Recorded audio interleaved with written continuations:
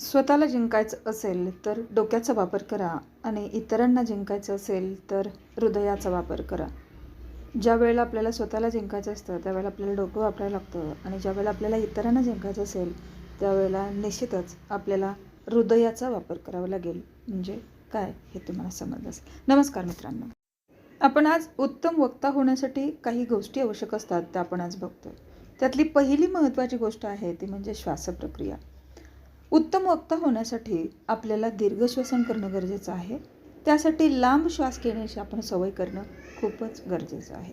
फुफ्फुसात प्राणवायू भरून घेतला की मग लांबलचक वाक्ये आपण एका दमामध्ये बोलू शकतो. श्वासावर नियंत्रण करण्याचा आपण सराव जर केला तर आपलं भाषण खूप सुंदर पद्धतीने आपण करू शकतो. म्हणून जर उत्तम वक्ता व्हायचं असेल तर आपण सगळ्यात महत्त्वाची गोष्ट आहे जी करणं गरजेचं आहे ती म्हणजे श्वासावरती आपलं कमांड असणं गरजेचे आहे. श्वासावरती नियंत्रण असणं गरजेचं आहे. श्वासावर नियंत्रणाचा आपल्याला सराव करावा लागेल आणि जर असं केलं तर उत्तम वक्ता होणं हे निश्चितच आपलं ठरलेलं असेल. नंतर दुसरं आहे आवाज.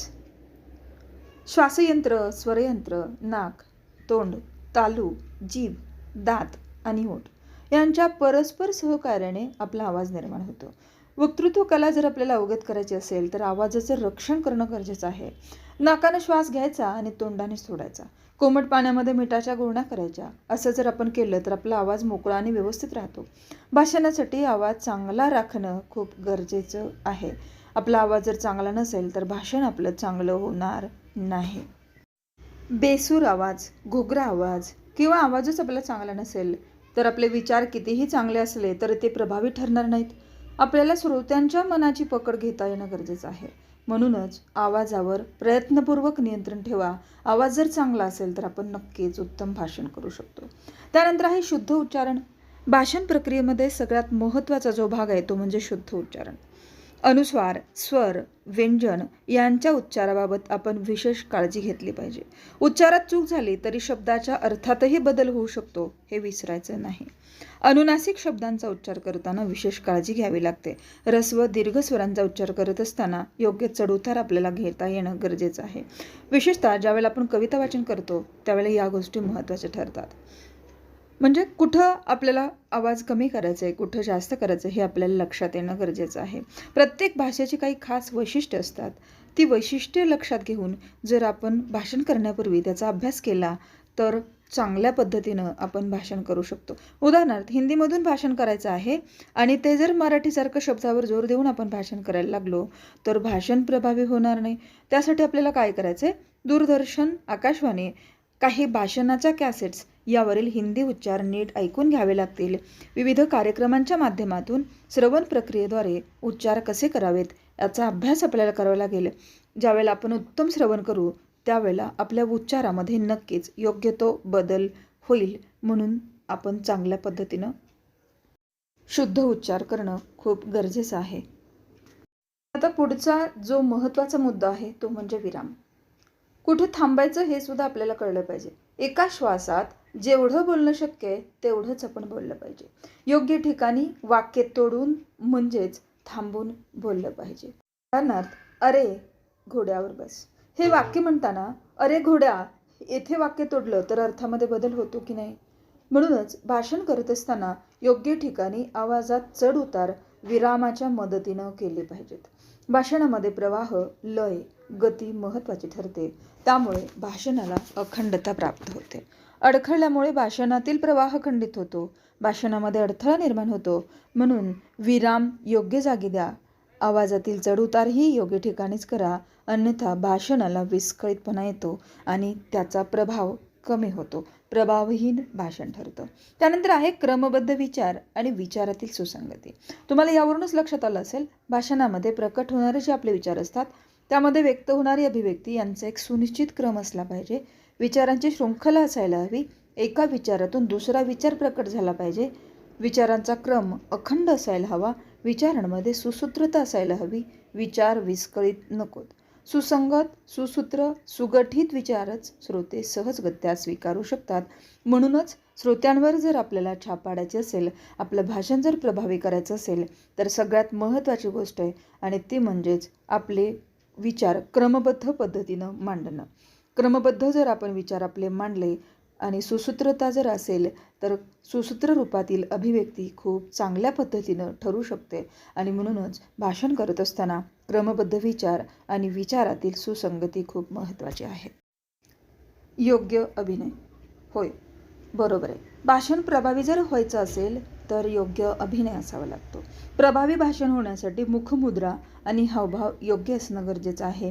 वक्त्याचे भाव त्याच्या चेहऱ्यावरती दिसून येतात.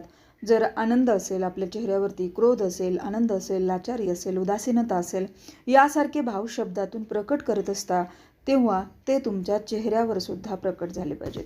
तुमचा चेहरा म्हणजे तुमच्या मनाचा आरसा असतो. आरसा जसं आहे तसंच दाखवतो, तो कधीही खोटं बोलत नाही. म्हणूनच तुमचे विचार तुमच्या चेहऱ्यावरती दिसणं गरजेचं आहे. भाषण करत असताना तुमचा चेहरा भावशून्य, विकारशून्य असू नये. मुद्राभिनयाबरोबरच शरीराची सुयोग्य हालचाल झाली पाहिजे. अनावश्यक हालचाली मात्र आपल्याला टाळायच्या आहेत. अशा हालचालींमुळे आपले विचार बाजूला पडतात आणि आपलं भाषण हास्यास्पद ठरतं. म्हणून लक्षात ठेवायचं, मुद्राभिनय व योग्य शारीरिक हालचाली तुमचे विचार श्रोत्यांपर्यंत सहजपणे पोहोचवू शकतात, कारण ते विचार दृश्य बनतात. थोडक्यातच सांगायचं झालं तर काही भावभावना यांची अभिव्यक्ती अभिनयातून अधिक यशस्वीपणे केली जाते. वक्ता अभिनयाने श्रोत्यांना आपल्याकडे आकर्षित करू शकतो. इतकंच नाही तर आपले विचार हृदयपटलावर उत्तमरित्या उमटवू शकतो. आपला अभिनय संयमित होतो का हे पाहण्यासाठी श्रोत्याकडून अभिप्राय मिळण्याची वाट पाहू नका, तर ते स्वतःच अर्च्यासमोर उभं राहून निरीक्षण करा. तुमचे दोष तुम्हाला शोधता येतील आणि त्यामध्ये सुधारणासुद्धा करता येईल. आचार्य अत्रे मी कसा झालो हे पुस्तक जर तुम्ही वाचलं तर तुमच्या लक्षात येईल मी वक्ता कसा झालो हे त्यांनी चांगल्या पद्धतीने सांगण्याचा प्रयत्न केला. भाषण करताना काही लकबी असतात, कधी कधी त्या हास्यास्पद होतात आणि त्या आपल्याला टाळायच्यात. बरेचदा शब्दांची पुनरावृत्ती होते आणि तसं केलं की पुनरावृत्ती करण्याची सवय जडते आणि ती भाषणासाठी मारक ठरते. मध्येच अडखळणं, बोलताना बुबडी वळणं, विसरणं यामुळे भाषणाचा प्रभाव नाहीसा होतो. श्रोते कंटाळतातच. म्हणून भाषण कला उगत जर आपल्याला करायची असेल तर आपल्याला सुरुवातीपासून जागरूक राहणं गरजेचं आहे, नाहीतर आत्मविश्वास नाहीसा होईल. आणि जिव्हादोष असेल तर तो लहानपणीच वैद्यकीय उपचार करून टाळण्याचा प्रयत्न करावा. प्रयत्नाने दोष दूर करा आणि भाषण कला जर आपल्याला अवगत करायची असेल तर आणखी एक गोष्ट आपण करू शकतो. आपणच आपलं भाषण रेकॉर्ड करायचं आणि ते वारंवार ऐकायचं. त्यामुळं आपल्यातील दोष आपल्याला दूर करता येतात. चुका आणि दोष समजल्यावर ते दूर करण्यासाठी आपल्याला प्रयत्न करता येतात. त्यानंतर आहे भाषणाची गती फार महत्त्वाची असते. अत्याधिक पद्धतीने गतीनं भाषण केलं तर आपले शब्द, विचार श्रोत्यापर्यंत पोहोचू शकणार नाहीत. श्रोते नीट ऐकू शकले नाही तर आपलं भाषण करण्याचा हेतू नाहीसा होईल. म्हणूनच गतीचा वेग नियंत्रित करून सुस्पष्ट भाषणासाठी टेप रेकॉर्डरचा उपयोग होऊ शकतो. तसेच अति मंद गतीनं बोलणारे काही वक्ते असतात. असं सुद्धा भाषण जर असेल तर कंटाळवाणं होतं. हा दोषही समजून घेऊन आपल्याला सुधारणा करावी लागतील. दोन्ही मुद्रणाच्या साहाय्याने आदर्श वक्त्याचे चांगले गुण आत्मसात करूया. चित्रफितीच्या साहाय्यानेही आपले दोष आपल्याला जाणून घेता येतील. अशा प्रकारे दृकश्राव्य साधने तुम्हाला उत्तम वक्ता होण्यासाठी नक्कीच मदत करतील आणि वक्तृत्व कला अवगत करण्यासाठी श्रवण, वाचन, पाठांतर, लेखन या कौशल्यांचा सुद्धा कशा पद्धतीने वापर करता येईल ते आपण थोडक्यात बघूया आणि प्रभावी वक्ता होऊया. त्यानंतर आहे श्रवण. श्रवण ही सगळ्या भाषिक कौशल्याची पहिली पायरी आहे. जर आपण चांगलं ऐकलं तर आपण चांगलं बोलू शकतो.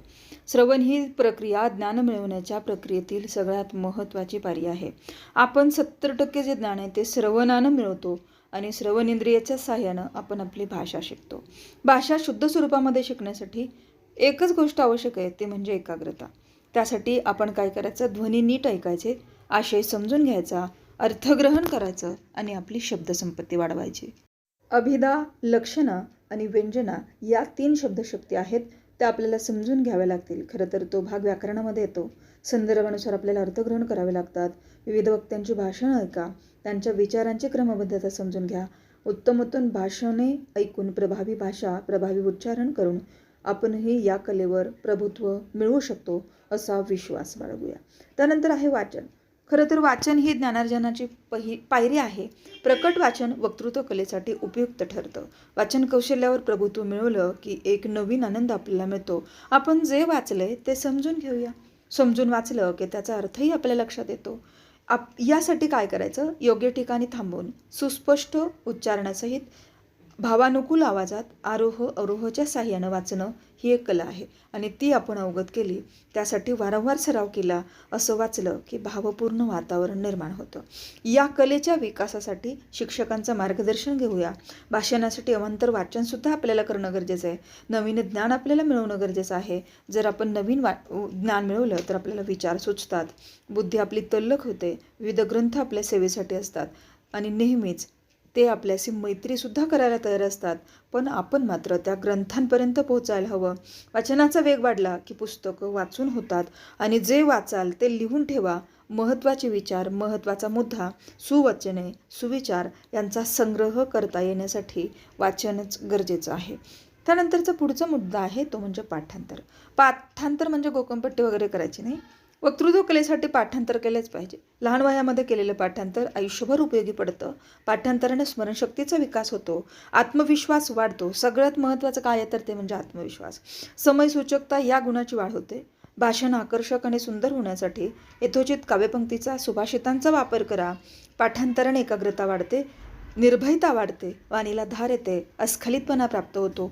पण एकच गोष्ट करायची ती म्हणजे समजून पाठ करायचे, गोकंपट्टी नाही. पुन्हा एकदा सांगते, अर्थ समजून घेऊन केलेलं पाठांतर कधीही विसरत नाही की चुकीच्या शब्दांचा वापरसुद्धा केला जात नाही, हे लक्षात ठेवा. पाठांतरानं योग्य दाखले, उदाहरणे देता येतात. त्यामुळे आपले विचार श्रोत्यांपर्यंत समर्थपणे पोहोचवता येतात. श्रोत्यांकडून आपल्याला वाहवा देखील मिळते आणि पाठांतरातून विद्वत्ता प्रकट करण्याची संधी मिळते. हे विसरता कामा नये. कोणत्याही गोष्टीचा अतिरेक मात्र करायचा नाही. अति तेथे माती आणि अतिरेक हा मारकच ठरतो. त्यानंतर आहे लेखन. आता तुम्ही म्हणाल भाषण करण्यासाठी लेखनाची काय गरज आहे, पण भाषण कला अवगत करण्यासाठी भाषणाला उभं राहण्यापूर्वी पूर्वतयारी आपल्याला करावी लागते. श्रवण आहे, वाचन आहे, पाठांतर आहे आणि ते सगळं झाल्यावर आपल्याला लेखनसुद्धा करावं लागतं. लेखन करणं ही महत्त्वाचं ठरतं. भाषणाची तयारी करायची म्हणजे काय तर विषय समजून त्यावर मुद्दे काढायला पाहिजे. त्यापूर्वी काही संदर्भ पुस्तकं वाचावी लागतील, त्यासाठी त्यातून टिपणं तयार करावी लागतील. त्यानंतर भाषणाची सुरुवात कशी करायची यावर प्रथम विचार केला पाहिजे. एखादं सुंदर उदाहरण, सुभाषित, काव्याची ओळ, सुविचार, छोटासा प्रसंग यांचा उपयोग करून आपल्याला सुरुवात करावी लागेल. नेमकं काय करायचं हे निश्चित करावं लागेल आणि मग नंतर मुख्य विषय कसा मांडावा, यासाठी कोणती उदाहरणं द्यायची हे नक्की करावं लागेल. भाषणाची समाप्ती कशी करावी हेही ठरवावं लागेल. हे सगळं ज्यावेळेला आपण ठरवतो त्यानंतर आपण भाषण लिहून काढूया. मग त्यासाठी वेळेचा अंदाज घ्यावा लागेल. नियोजित वेळेमध्ये भाषण पूर्ण होण्यासाठी नेमकं भाषणसुद्धा लिहावं लागेल. आधी लिहिलेलं भाषण पाठ करता येतं, त्यामुळं प्रत्यक्ष भाषण करताना आत्मविश्वास आपला वाढतो. भाषण लिहिणंसुद्धा एक कला आहे. भाषण हे विषयाला धरून लिहिलेलं असायला हवं. विषय स्पष्ट होण्यासाठी, स्पष्ट करण्यासाठी दिलेली उदाहरणंसुद्धा चपखल हवीत. भाषणाची भाषा क्लिष्ट आणि बोजड नसावी, वयानुसार असावी, नाहीतर चिमुकल्यांच्या तोंडी न शोभणारी भाषा भाषणाला मारक ठरते. भाषाशैली सहज सुंदर असावी, सोपी असावी, खेळकर असावी. यासाठी भाषण बोलीभाषेत लिहिलेलं असावं. त्यातून श्रोत्यांशी संवाद साधण्याचं कसं बसावं. प्रथम विद्यार्थ्यांनी दिलेल्या विषयावर कोणता विचार केला आहे हे त्याला लिहून आणण्यास सांगावे आणि नंतर शिक्षकांनी ते भाषण त्या विद्यार्थ्यांच्या वयाला शोभेल अशा शैलीमध्ये लिहून द्यावे आणि भाषणासाठी पुस्तकी भाषा टाळायची. भाषण असं लिहायचं की त्याची सुरुवात श्रोत्यांच्या मनामध्ये उत्सुकता निर्माण करेल, त्याचा मध्य श्रोत्यांच्या मनावर राज्य करेल, तर भाषणाचा शेवट श्रोत्यांच्या मनावर ठसा उमटवून जाईल. त्यासाठी चरमसीमेवर भाषणाचा शेवट करावा. त्यानंतर आहे कथाकथन. अगदी लहान मुलांना गोष्टी ऐकायला खूप आवडतात. गोष्टीतून त्यांच्यावर संस्कार होतात. गोष्टी ऐकून मुले विचारप्रवृत्त होतात. त्यांच्या मनातील कुतूहल जागं होतं. अनेक शंका मुलं विचारतात. अगोदरच मुलांकडे जिज्ञासा प्रवृत्ती खूप असते, त्यातून त्यांची ज्ञानलालसा विकसित होते. म्हणून शिक्षकांनी, पालकांनी मुलांना गोष्टी सांगाव्यात, छान छान गोष्टी सांगाव्यात. श्रवणाचे संस्कार झाल्यानंतर त्यांनाही छोट्या छोट्या गोष्टी सांगायला लावाव्यात. या गोष्टी सांगता सांगताच चिमुकली मुले भाषणकला शिकतात आणि त्यांच्यामध्ये सभाधीटपणा येतो, त्यांची एकाग्रता वाढते, श्रवणाची गोडी लागते. चांगल्या श्रवणाचे संस्कार हे भाषणाचं मूळ असतं, हे प्रथम सर्वांनी लक्षात घेणं गरजेचं आहे. कथाकथनाचे हल्ली कॅसेट्स सुद्धा मिळतात, ते ऐकूया, कारण प्रत्येकाजवळ उत्तम कथाकथनाची क्षमता असतेच असं तसं नाही. वारंवार कथा ऐकून मुलांची पाठांतर शक्ती आणि स्मरणशक्तीसुद्धा वाढते. अशा पद्धतीनं जर आपण उत्तम वक्ता व्हायचं असेल तर या जर टिप्स आपण जर लक्षात घेतल्या तर मला वाटतं आपण नक्कीच उत्तम वक्ता होण्यासाठी आपण तयार आहोत. धन्यवाद. पूर्णपणे व्हिडिओ ऐकलात त्याबद्दल धन्यवाद. व्हिडिओ आवडल्यास लाईक, शेअर आणि सबस्क्राईब नक्की करा.